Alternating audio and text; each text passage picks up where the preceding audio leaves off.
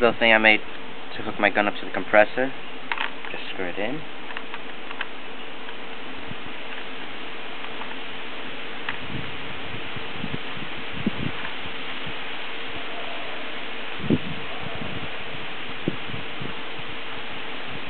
Turn my gun on. Eyes off.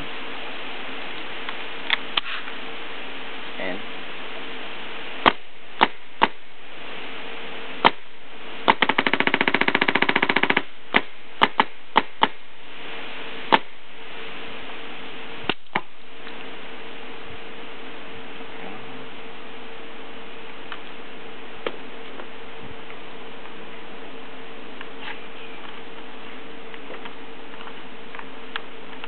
all done.